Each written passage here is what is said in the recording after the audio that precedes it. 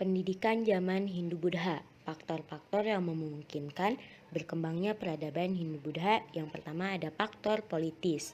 Faktor politis terjadi karena peperangan antara kerajaan India bagian utara dan kerajaan India bagian selatan yang mengakibatkan penduduk bagian selatan terdesak sehingga mencari tempat-tempat baru dan sampai ke Indonesia. Yang kedua yaitu faktor ekonomis atau geografis. Karena Indonesia terletak di antara jalur perdagangan India dan dataran Tiongkok, akibatnya banyak orang India dan Tiongkok bergaul dengan bangsa Indonesia, dari mulai perdagangan atau perniagaan. Yang ketiga yaitu faktor kultural. Tingkat peradaban bangsa India lebih tinggi dibandingkan Nusantara. Mereka sudah mengenal sistem pemerintahan yang teratur, juga mengenal tulisan dan karya sastra yang tinggi. Selanjutnya ada Hinduisme dan Buddhisme. Agama Hindu di India terbagi dua yaitu Brahmanisme dan Siwaisme. Namun yang masuk ke Indonesia adalah Siwaisme yang dibawa oleh seorang Brahma bernama Agastya. Pandangan Siwaisme. Siwaisme berpandangan bahwa Siwa adalah dewa paling berkuasa. Kedua, Siwa adalah pencipta dan perusak alam. Yang ketiga, manusia hidup dalam rangkaian reinkarnasi dan merupakan samsara. Dan yang terakhir, tujuan hidup manusia adalah moksa. Agama Buddha disebarkan oleh Siddhartha Gautama di India yang terbagi menjadi dua aliran, yaitu Mahayana dan Hinayana. Menurut ajaran Buddhisme, manusia hidup dalam penderitaan dan untuk mencapai nirwana. Untuk mencapai nirwana, manusia harus berperilaku benar. Yang ketiga, pendidikan Hindu-Buddha, yaitu pendidikan formal yang dilakukan oleh kerajaan, di mana materi pelajaran berpusat pada keagamaan, membaca, menulis huruf Pallawa dan bahasa Sanskerta. Keterampilan membuat candi dan patung diajarkan secara formal oleh pemahat atau belajar dari orang tua. Para pendidiknya ialah orang pandai yang paham agama dan berasal dari kasta Brahmana. Peserta didiknya juga merupakan keturunan Brahmana, anak bangsawan dan raja. Dan belum menjangkau golongan mayoritas yaitu kasta Waisya, Sudra, dan Parya. Pendidikan zaman Hindu bisa dikatakan sebagai perguruan dan lembaga pendidikan dikenal dengan pesantren. Pada zaman Buddha terdapat perguruan tinggi Buddha di Palembang. Guru yang terkenal pada saat itu adalah Dharmapala. Pada saat itu banyak karya sastra yang bermutu tinggi, di antaranya yaitu Pararaton, Negara Kartagama, Arjuna Wiwaha, dan Baratayuda. Dan para pujangga yang terkenal pada zaman itu yaitu ada Empu Kawa, Empu Seda, Empu Panuluh, dan Empu Parapanca. Tujuan pendidikan. Secara umum, tujuan pendidikan adalah mencapai moksa bagi agama Hindu dan nirmana bagi agama Buddha. Namun, tujuan pendidikan dapat dibedakan secara khusus, yaitu bagi kaum Brahmana, pendidikan bertujuan untuk menguasai kitab suci.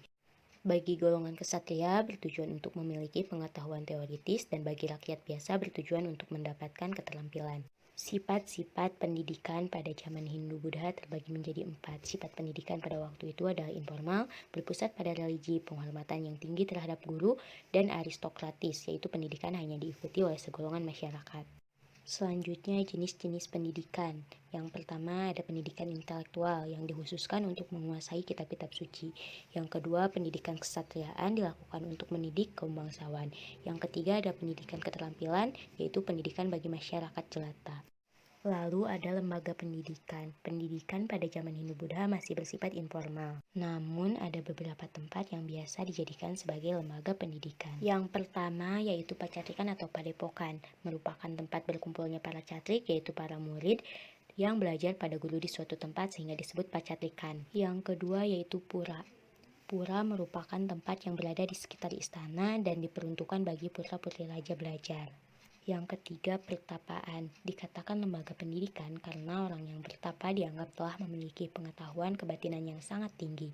Yang terakhir adalah keluarga. Keluarga merupakan suatu lembaga pendidikan di mana dalam keluarga akan terjadi partisipasi dan imitasi yang dilakukan anak dan keluarga lainnya. Kemudian yang terakhir dari pendidikan Hindu-Buddha yaitu ilmu pengetahuan dan karya seni. Pada zaman jayanya kerajaan Hindu dan Buddha di Indonesia, terjadi perkembangan ilmu pengetahuan dan karya seni. Seperti di Kerajaan Sriwijaya telah berdiri lembaga pendidikan setara perguruan tinggi yang dapat menampung ratusan mahasiswa. Sistem dan metode pendidikan saat itu sesuai dengan yang ada di India, dan pada saat itu juga di Sriwijaya terkenal Mahaguru dari India yaitu Dharmapala yang mengajarkan agama Buddha Mahayana.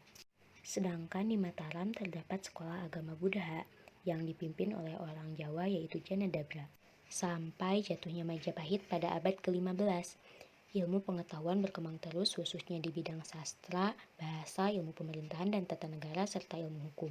Sedangkan dalam seni bangunan dan seni pahat telah menghasilkan karya arsitektur yang menakjubkan. Seperti Candi Borobudur yang pernah menjadi salah satu dari 7 keajaiban dunia. Saya Hailunisa Rahma Putri akan menyampaikan masuknya Islam ke Indonesia.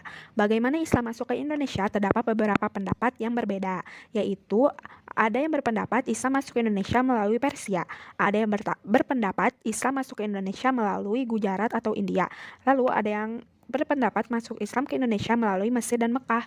Yang pertama, Islam masuk ke Indonesia melalui Persia. Bukti dari pendapat ini ialah sebutan ejaan tulisan Arab seperti Jabar merupakan bahasa Iran, sedangkan dalam bahasa Arab adalah fathah, kasroh, dan domah. Di Indonesia ditemukan huruf sin yang tidak bergigi, merupakan pengaruh Iran sebab huruf sin Arab adalah bergigi. Yang kedua, Islam masuk ke Indonesia melalui Gujarat, India. Pendapat ini dibuktikan dengan ditemukan salah satu makam Raja Isa Malikus Saleh.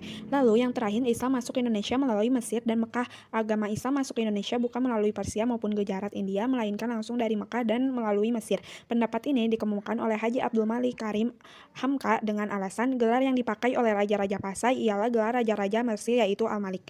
Inti ajaran Islam adalah mengajarkan tauhid, mengajarkan bahwa manusia itu sama di sisi Allah, dan mengajarkan iman, ihsan, dan ikhlas. Islam sebagai agama tauhid, inti ajaran Islam adalah tauhid, yaitu suatu keyakinan bahwa Tuhan itu esa, segala-galanya, Allah merupakan satu-satunya Tuhan pencipta.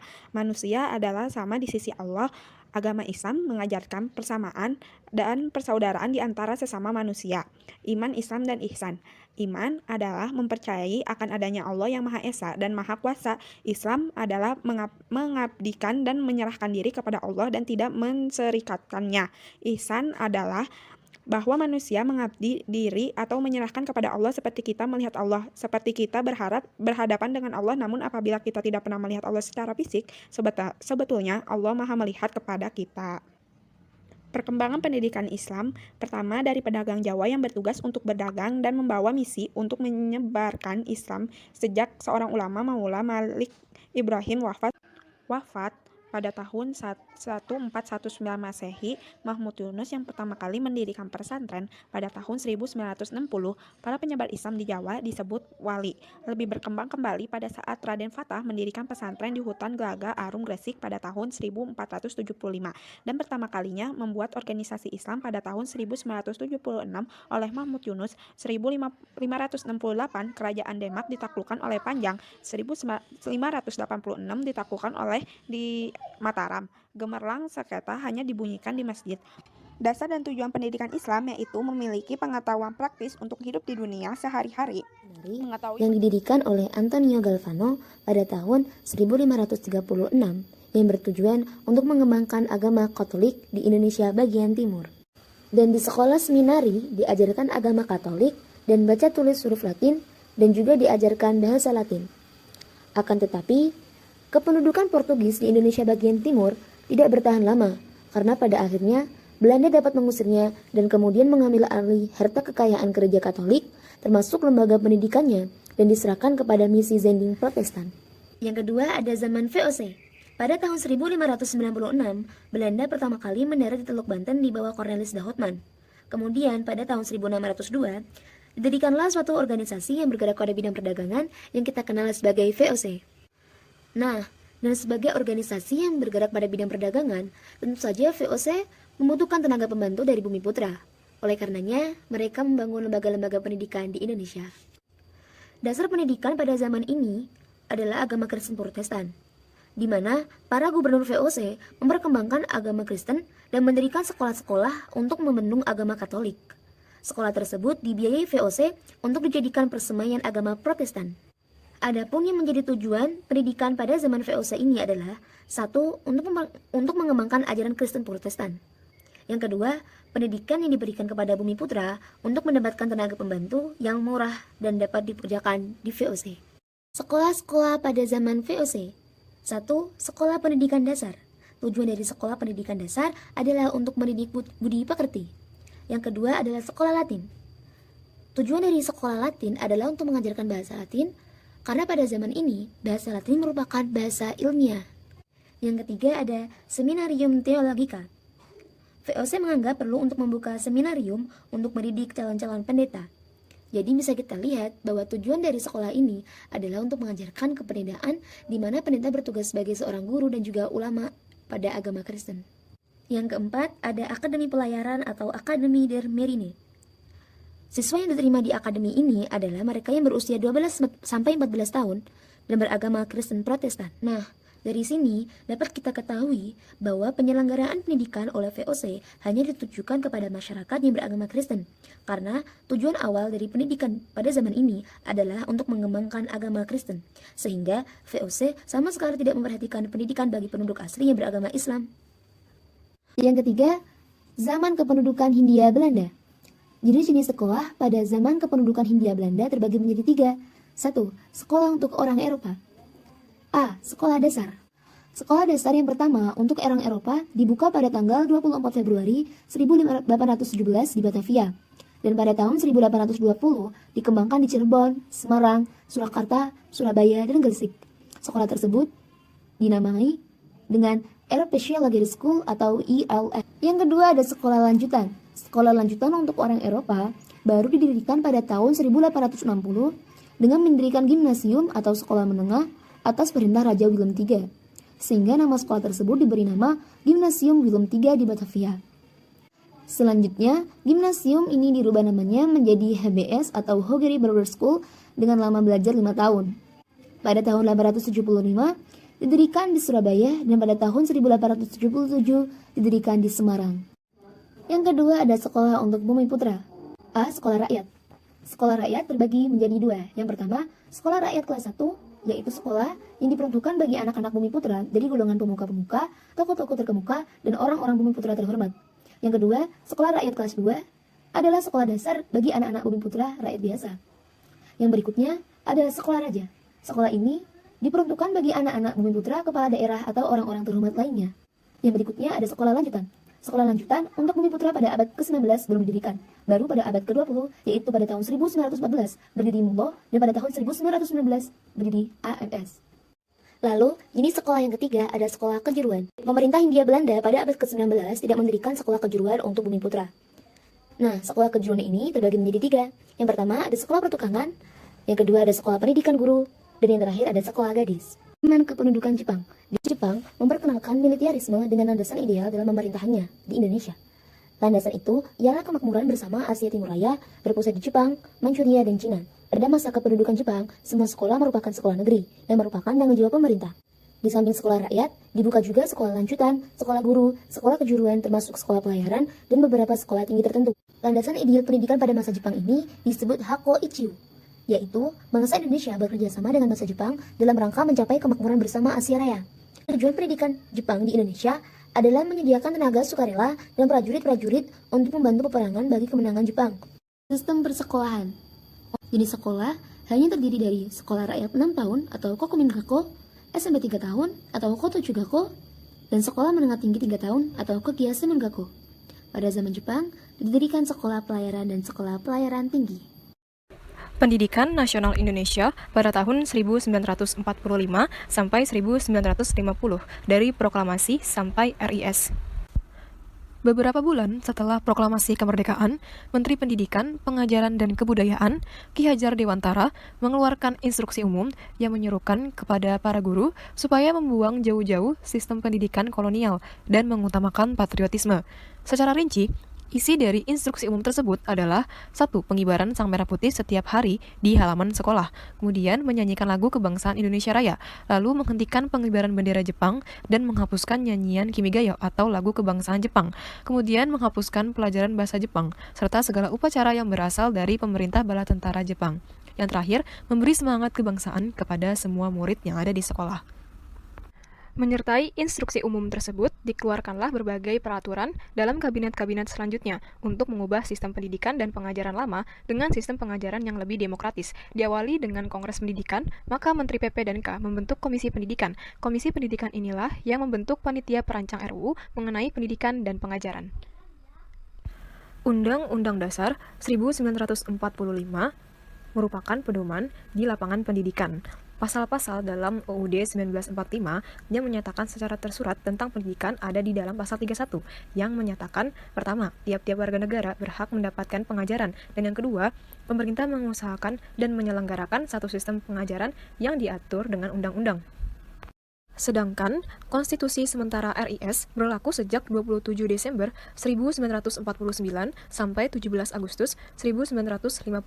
Pasal-pasal Konstitusi Sementara RIS yang menyatakan secara tersurat tentang pendidikan termasuk ke dalam bab 5 tentang hak-hak dan kebebasan dasar manusia terdapat pada pasal 30 yang memuat ketentuan sebagai berikut. Pertama, tiap-tiap warga negara berhak mendapat pengajaran. Kedua, memilih pengajaran yang akan diikuti adalah bebas. Dan yang ketiga, mengajar adalah bebas, dengan tidak mengurangi pengawasan penguasa yang dilakukan terhadap itu menurut peraturan perundang-undangan. Dasar pendidikan adalah Pancasila, seperti yang terumuskan dalam pembukaan UUD 1945. Sistem persekolahan Indonesia pada tahun 1945 sampai 1950 terdiri atas pendidikan rendah, pendidikan menengah, dan pendidikan tinggi. Pendidikan rendah berisi sekolah rakyat atau SR. Kemudian ada pendidikan menengah yang terbagi menjadi pendidikan menengah umum, pendidikan menengah kejuruan, dan pendidikan menengah keguruan. Kurikulum pendidikan pada sekolah rendah tahun 1947 membedakan 3 macam struktur program, yaitu pertama, sekolah rendah yang mempergunakan pengantar bahasa daerah seperti Jawa, Sunda, dan Madura pada kelas yang lebih rendah. Kedua, sekolah rendah yang menggunakan pengantar bahasa Indonesia sejak kelas 1. Dan yang ketiga, sekolah rendah yang diselenggarakan sore hari oleh karena keadaan tertentu. Sementara itu, kurikulum SMP pada tahun 1947 mencakup 9 kelompok mata pelajaran yang terdiri atas pertama, kelompok bahasa, berisi bahasa Indonesia, bahasa Inggris, dan bahasa daerah. Kedua, kelompok ilmu pasti, terdiri dari berhitung, aljabar, dan ilmu ukur. Ketiga, kelompok pengetahuan alam, yaitu ilmu alam, kimia, dan ilmu hayat. Keempat, kelompok pengetahuan sosial, terdiri dari ilmu bumi dan sejarah. Kelima, kelompok pelajaran ekonomi, yaitu ada hitung dagang dan pengetahuan dagang. Kemudian yang keenam, ada kelompok pelajaran ekspresi, terdiri dari seni suara, menggambar, pekerjaan tangan atau kerja wanita. Yang ketujuh, ada pendidikan jasmani. Kedelapan, budi pekerti, dan yang kesembilan, ada agama. Sedangkan kurikulum SMA tidak jauh berbeda dengan kurikulum AMS. SMA terdiri atas SMA bagian A yaitu jurusan sastra dan SMA bagian B jurusan ilmu pasti dan alam. Kurikulum ini berlaku sampai tahun 1952.